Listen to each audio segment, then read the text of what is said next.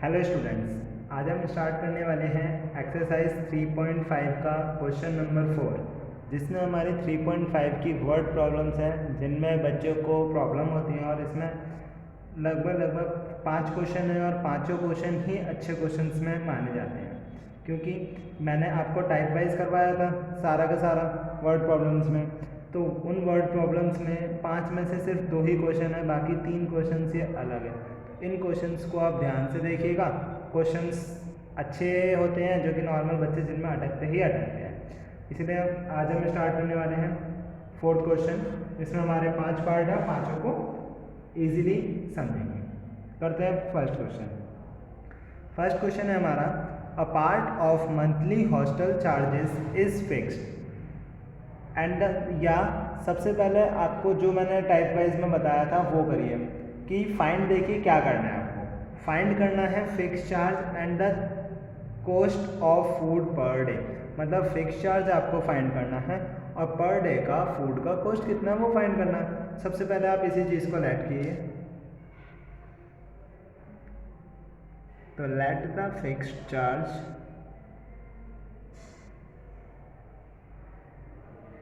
Equal x. Same late किया हमने cost of food per day का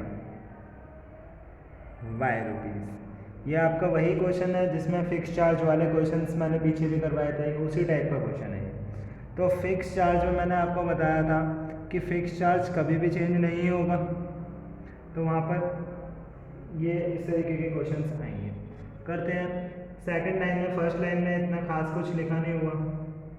सेकंड लाइन में है, when a student A takes food for 20 days and she has to pay 1000 rupees as hostel charges. A एक student है जो कि 20 दिन फूड लेती है और 1000 रुपीज़ हॉस्टल का चार्ज पे करती है।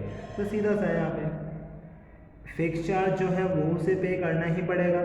जब पर डे का वाई रुपीज़ है और 20 डेज उसने फूड लिया, तो एक दिन का वाई तो 20 डेज का 20 वाई, और कुल मिलाकर जो उसने रुपए दिए वो कितने हो गए हमारे 1000। आगे है बी स्टूडेंट है, उसने 26 डेज फूड लिया है। तो सिंपल सा एक्स डेज जो हमारा है वो प्लस में एक दिन का वाई तो 26 डेज का 26 वाई, और ओवरऑल मिलाकर जो रुपीज़ पे किए हैं वो 1180 पे किए हैं। तो हमें फिक्स चार्ज निकालना है। तो सीधा सा आप क्या कीजिए, माइनस कर दीजिए, तो ये कैंसिल 20 माइनस 26 माइनस का 6y माइनस इन दोनों को करेंगे तो आ जाएगा हमारा 180। माइनस से माइनस कैंसिल, पाई की वैल्यू निकालनी है तो 180 बाय 6, 6 3 ज़ा 18, तो y की वैल्यू हमारी आ गई 30। मतलब पर डे का फूड का कॉस्ट कितना है 30 रुपीज़। अब x की वैल्यू निकालने के लिए आप पुट कर दीजिए ऊपर, x प्लस 20y इक्वल में 1000। जब x की वैल्यू निकालनी है तो हमारा आ जाएगा 1000 माइनस 20y, 1000 माइनस 20 इंटू 30।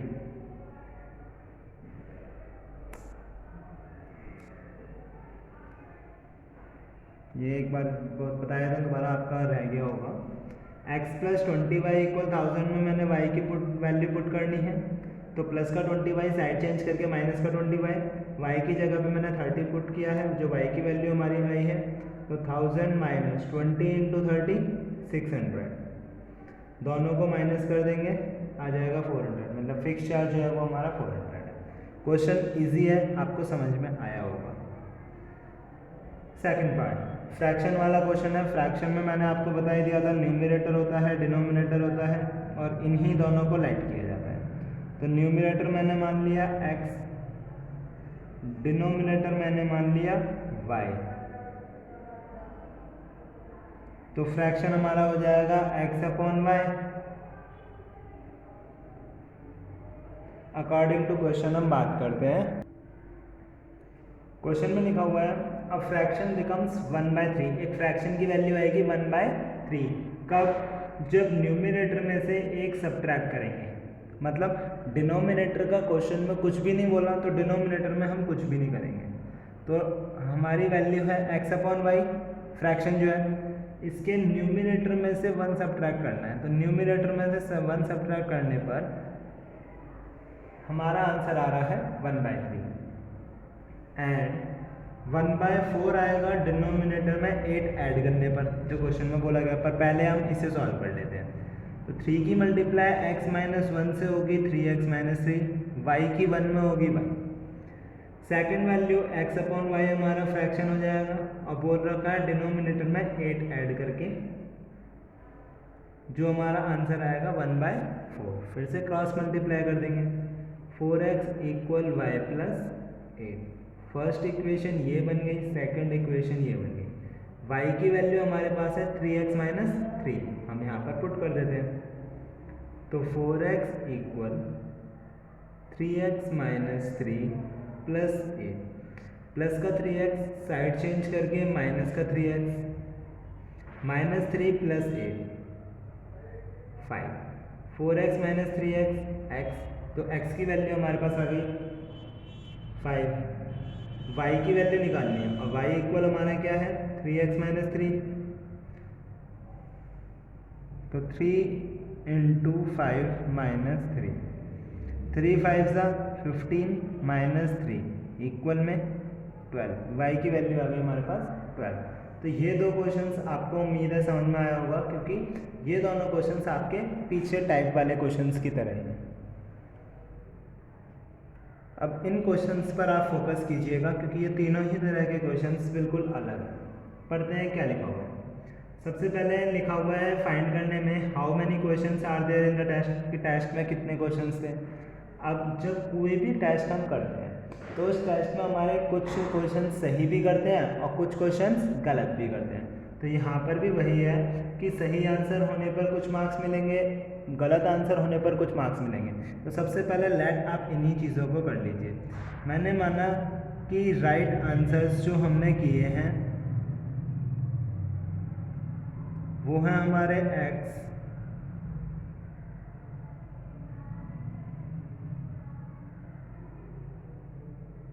और जो गलत आंसर्स किए हैं वो है y।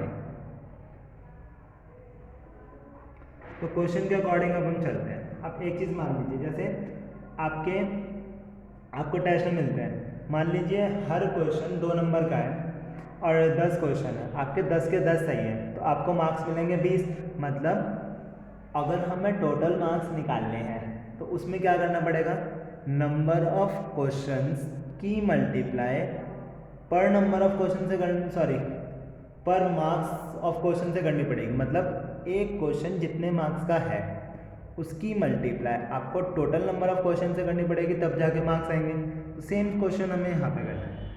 क्वेश्चन है हमारे पास, Yash scored 40 marks in a test. एक लड़का है यस जिसके मार्क्स आए हैं 40, getting 3 marks for each right answer. अगर उसके सही आंसर्स जाते हैं तो उसे मिलेंगे 3 मार्क्स। मैंने माना राइट आंसर्स जो हैं वो किए हैं x, तो जब एक राइट आंसर जाने पर x मार्क्स मिलेंगे तो 3 का कितना हो जाएगा हमारा 3x।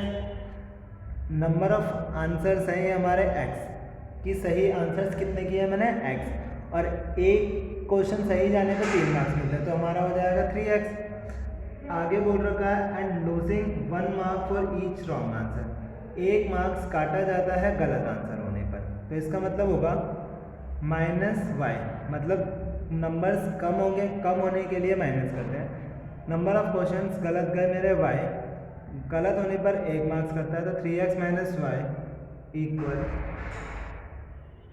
टोटल नंबर आए हमारे 40। First question. सेकंड में had 4 marks have been awarded for each correct answer. मतलब 4 मार्क्स मिलते हैं हमारे सही आंसर जाने पे। जब आंसर है सही x तो नंबर कितने मिलेंगे 4x। इसमें से माइनस कितने होंगे जो गलत जाएंगे। गलत होने पर हमारे 2 मार्क्स डिडक्ट होते हैं, कैंसिल होते हैं। तो रॉन्ग आंसर्स y हैं तो टोटल मार्क्स कितने हो जाएंगे हमारे 2y, और टोटल नंबर जो मिलते हैं यहाँ पे वो मिलते हैं हमें 50। ठीक, यहाँ पर होने के बाद अब हमें इसे सॉल्व करना है। ऊपर वाली वैल्यू को मैं 2 से मल्टीप्लाई करता हूँ तो मेरा ये दोनों सेम हो जाएगा, फिर हमारा आंसर आ जाएगा। जब मैंने इस पूरी को 2 से मल्टीप्लाई किया तो 2 से मल्टीप्लाई करने के बाद में मेरा आ जाएगा 2 3 ज़ा 6 माइनस 2 की वाई जाएगी 2y इक्वल 42 ज़ा 80। इनके साइन चेंज कर दूंगा, minus plus minus 4 minus 6 minus का 2x, ये दोनों हो गए cancel, minus 80 plus 50 minus 30, minus से माइनस कैंसिल, x की वैल्यू कितनी आ जाएगी 30/2 को कैंसिल किया, हमारा x की वैल्यू आ गई 15। अब मुझे निकालनी है y की वैल्यू, तो ऊपर वाली इक्वेशन में पुट कर दूंगा। ऊपर वाली इक्वेशन हमारी थी 3x माइनस वाई इक्वल में 40, माइनस का y जब साइड चेंज करेगा तो प्लस का, और 40 प्लस का है तो माइनस का हो जाएगा। 3 इंटू एक्स की वैल्यू 15 माइनस 40 इज इक्वल में y, 15 3 जा 45 माइनस का 40 इक्वल में y, माइनस करेंगे 5 तो y के आगे हमारा 5। ये क्वेश्चंस उम्मीद है मुझे आपको समझ में आया होगा, क्योंकि इजी है, ज़्यादा हार्ड नहीं है, बस बच्चे थोड़ा सा दिक्कत करते हैं इस क्वेश्चन को करने में। पर अभी भी इसका फाइनल आंसर नहीं आया, क्योंकि हमारा ये आया नंबर ऑफ राइट आंसर्स कितने हैं 15, नंबर ऑफ रॉन्ग आंसर कितने हैं 5। यहाँ पर पूछा है टोटल नंबर ऑफ क्वेश्चंस, मतलब कुल कितने क्वेश्चंस हैं। तो कुल करने के लिए क्या करना पड़ेगा आपको, दोनों को प्लस, मतलब x प्लस वाई, सही आंसर गलत आंसर दोनों को मिला देंगे तो टोटल आंसर हो जाएंगे हमारे जितने भी थे। तो ये x है हमारे 15, y है हमारे 5, तो 15 प्लस 5 20, मतलब टोटल नंबर ऑफ क्वेश्चंस कितने थे 20। तो ये क्वेश्चंस हमारा कंप्लीट होता है। आगे करते हैं फोर्थ क्वेश्चन। नेक्स्ट क्वेश्चन हम करते हैं फोर्थ क्वेश्चन। क्वेश्चन है places A and B are 100 kilometre apart on a highway. एक हाईवे है जिस पर हमारे ये दो प्लेस हैं ए और बी। इन दोनों के बीच का डिस्टेंस जो है वो है हमारा 100 किलोमीटर। एक कार स्टार्ट होती है हमारी ए से, दूसरी कार स्टार्ट होती है हमारी बी से एक ही टाइम पर। If the cars travel in the same direction at different speed, बोला जा रहा है यदि कार्स सेम डायरेक्शन में ट्रैवल करती हैं अलग अलग स्पीड से तो वो 5 घंटे में मिलती हैं। याद रखिए ये पहले लाइन में बोल रखा है सेम डायरेक्शन में जाती है, मतलब एक कार हमारी ए बी ले रखा है हमने पॉइंट, तो एक्स और वाई मान लेते हैं। एक कार हमारी एक्स है, दूसरी कार हमारी वाई है, तो एक्स कार ए से बी की तरफ जा रही है, वाई कार बी की तरफ जा रही है, दोनों के दोनों एक ही डायरेक्शन में, लेकिन स्पीड दोनों की चेंज है। तो अब यहाँ पर होगा क्या, मानिए एक की स्पीड ज़्यादा है दूसरे की कम है, तो वो आगे तक चली जाएगी। मानना एक्स की ज़्यादा है, एक्स यहाँ तक चली जाएगी, वाई यहाँ तक चली जाएगी। तो जाने के बाद जब हमें तो इतना डिस्टेंस चाहिए, तो इसमें से नीचे वाली को माइनस करना पड़ेगा, तब जाकर हमारा क्वेश्चन आएगा। तो करेंगे कैसे इसे, सबसे पहले स्पीड हमें निकालनी है, तो लेट करते हैं स्पीड ऑफ जो एक्स कार है, एक्स कार की स्पीड मैंने मान ली p,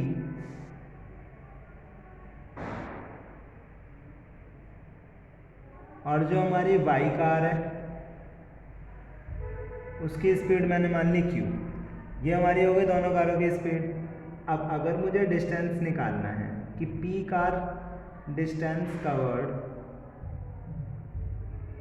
बाय एक्स कार, जो एक्स कार है उसने कितना डिस्टेंस ट्रैवल किया है, तो डिस्टेंस का फॉर्मूला हमारा हो जाएगा स्पीड इनटू टाइम। स्पीड कितनी है एक्स कार की p, कितने टाइम तक चली है, वो लिखा हुआ है कि दे मीट इन 5 आवर्स, 5 घंटे बाद मिलती है, तो मतलब 5 घंटे दोनों कार चलेंगी, एक्स भी और वाई भी।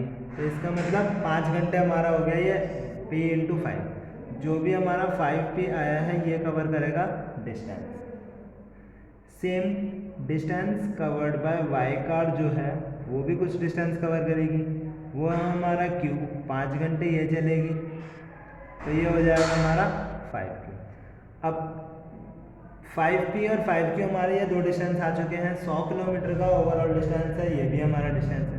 तो जो ज़्यादा कवर करेगा, मैंने बताया था आपको, मान लीजिए x ज़्यादा कवर कर रहा है, तो ज़्यादा वाले में से कम वाला माइनस कर देंगे तो हमारा ये 100 किलोमीटर का डिस्टेंस आ जाएगा। इसके बाद सेम ऐसे ही आगे के लिए करना है मुझे। आगे बोल रखा है कि अगर वो अपोजिट डायरेक्शन में ट्रैवल करती हैं तो वो 1 घंटे में मिल जाती हैं। तो 1 घंटे में क्या होगा, यहाँ पर 5 घंटे में मिल रही थी तो 5P, 5 घंटे में और तो Q, तो यहाँ पर 1 घंटे में मिल रही है। इसका मतलब 1-1 घंटे तो चली है, तो इसका मतलब P का 1 घंटा P चलेंगी। लेकिन X तो जा रही है A से B की डायरेक्शन में सेकंड केस में। ये हो गया हमारा सेकंड केस, ये था हमारा फर्स्ट केस। सेकंड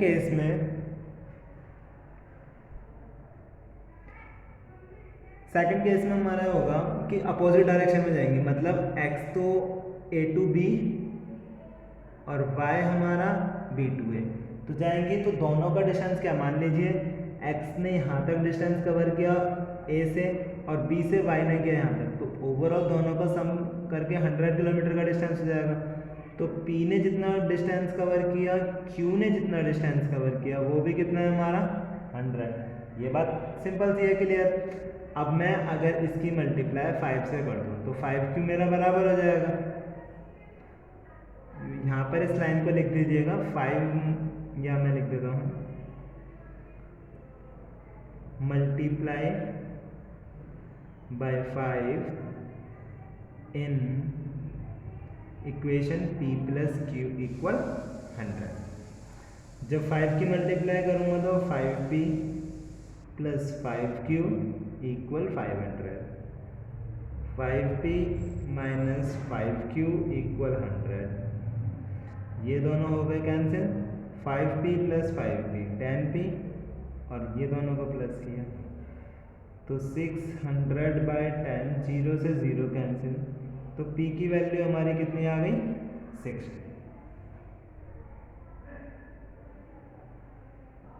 ये दोबारा से रिपीट कर देता हूँ एक बार मैं। 5P प्लस 5Q 5 से मल्टीप्लाई करके आ गया हमारा 5Q माइनस 5Q, ये कैंसिल हो गए। 5 और 5 10P, 500 प्लस 100 600, 10 से 600 को कैंसिल किया 60, P की वैल्यू आ गई 60। मतलब P की स्पीड कितनी है हमारी 60 किलोमीटर पर आवर, और Y की निकालनी है तो आप दोबारा Q की वैल्यू निकाल लीजिए। हमारा था P प्लस Q इक्वल 100, तो Q की वैल्यू निकालनी है तो क्या हो जाएगा 100 माइनस P, 100 माइनस 60 इक्वल में 40। मतलब दोनों कारों की स्पीड इस टाइम पर आपके पास आ चुकी है। X कार की जो स्पीड है वो 60 किलोमीटर पर आवर है, और Y कार की जो स्पीड है वो 40 किलोमीटर पर आवर है। नेक्स्ट क्वेश्चन करते हैं, question number 5 and last question है इस एक्सरसाइज का। क्वेश्चन में बोल रखा था area of rectangle gets reduced by 9 square unit. यहाँ पर ये है, पर सबसे पहले आप क्या कीजिए, रेक्टेंगल है, रेक्टेंगल में कौन कौन सी साइड होती है, एक लेंथ होती है, एक ब्रेथ होती है। तो इन्हीं दोनों को आप लेट कर लीजिए, late length of rectangle equal में हमने मान लिया x मीटर है या x स्क्वायर यूनिट है, और ब्रेथ ऑफ रेक्टेंगल हमने मान लिया y है। इसका मतलब गाइस ये होता है कि जो ऊपर चीज़ है वही हमारे नीचे है, ये हो गया। फिर यहाँ से अगर मैं एरिया निकालता हूँ तो एरिया का फॉर्मूला क्या होता है, लेंथ इनटू ब्रेथ, तो हमारा क्या हो जाएगा xy। ये चीज़ तो नॉर्मल है। अब क्वेश्चन के अकॉर्डिंग जब मैं बात करता हूँ तो क्वेश्चन में कुछ कम हो रहा है कुछ ज़्यादा हो रहा है, वही आपको करना है, सिंपल। ये हो गया, लेंथ हमारी x, ब्रेथ हमारी y। अब करना है क्या है, क्वेश्चन में ध्यान से पढ़िएगा। The area of rectangle gets reduce by, reduce का मतलब होता है कम होना, by 9 square unit if its length is reduce by 5 unit. बोला का यदि लेंथ 5 यूनिट कम होती है। लेंथ क्या था हमारा x, तो x में से 5 यूनिट कम कर दीजिए, length into breadth, breadth increase होती है 3 यूनिट, ब्रेथ है हमारी y, 3 यूनिट इंक्रीज हुई।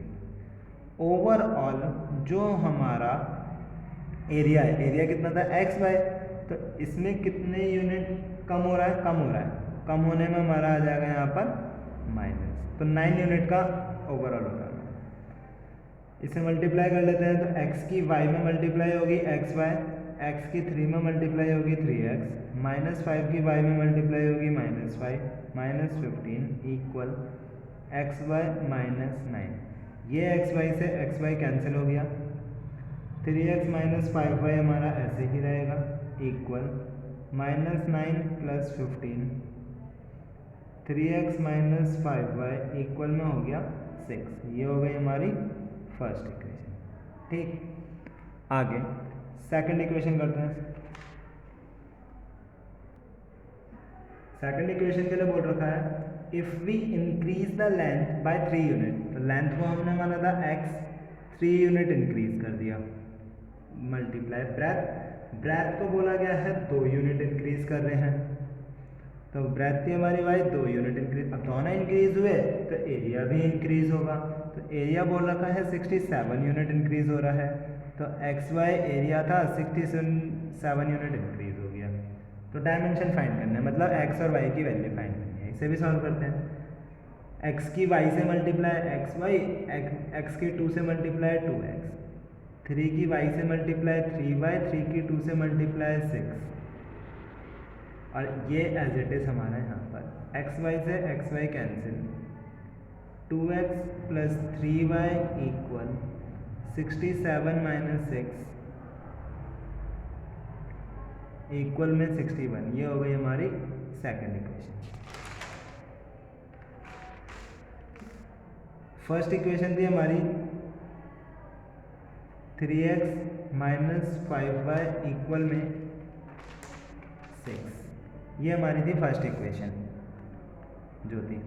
अब इन्हें सॉल्व करना है, तो इन्हें सॉल्व करने के लिए क्या, नॉर्मल सा वही एक तरीका है आपके पास में, तो ऊपर वाली 5 से मल्टीप्लाई कर दीजिए, नीचे वाली इक्वेशन 3 से मल्टीप्लाई कर दीजिए, 51 आ जाएगा, तो क्वेश्चन हो जाएगा सॉल्व।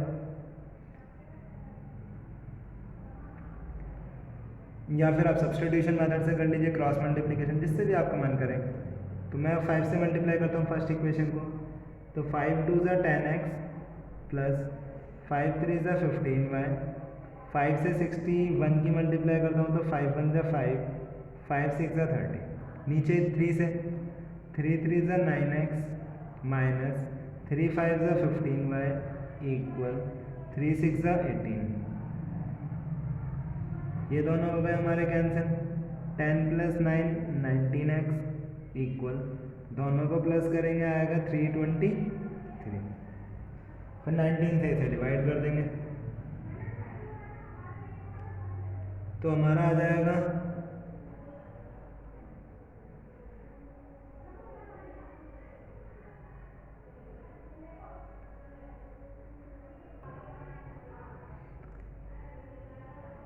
17। तो x की वैल्यू हमारी आ गई 17। अब इस वैल्यू को ऊपर आप किसी भी इक्वेशन में पुट कर दीजिए। मैं पुट करता हूँ 3x - 5y इक्वल 6 में, तो 3 × 17 - 5y इक्वल 6, 17 3 ज़ा 51, प्लस का 6 साइड चेंज करके माइनस का 6, माइनस का 5y साइड चेंज करके प्लस का 5y, दोनों को माइनस किया 45 इक्वल में 5y, 45 डिवाइड बाय 5 इक्वल में y, दोनों को कट किया 9, तो y की वैल्यू हमारे पास आ गई 9। आपको यही चीज़ें फाइंड करनी थी, x और y, मतलब लेंथ है रेक्टेंगल की 17 और ब्रेथ है 9। ये आपकी 3.5 एक्सरसाइज कंप्लीट होती है। इस एक्सरसाइज को कंप्लीट होने पे मतलब आपको वर्ड प्रॉब्लम में शायद कोई अब दिक्कत नहीं रही होगी। अगर आपको अभी भी किसी क्वेश्चन में भी दिक्कत है तो आप मुझे कमेंट कीजिए, उसका आंसर्स या फिर उन क्वेश्चंस की वीडियो में एक और बना के आपको सेंड करूँगा। तो प्लीज़ आप सपोर्ट कीजिए, जितना आप सपोर्ट करोगे उतना ही अच्छा मैं आपके लिए वीडियोज़ को बना सकूँ। Thank you.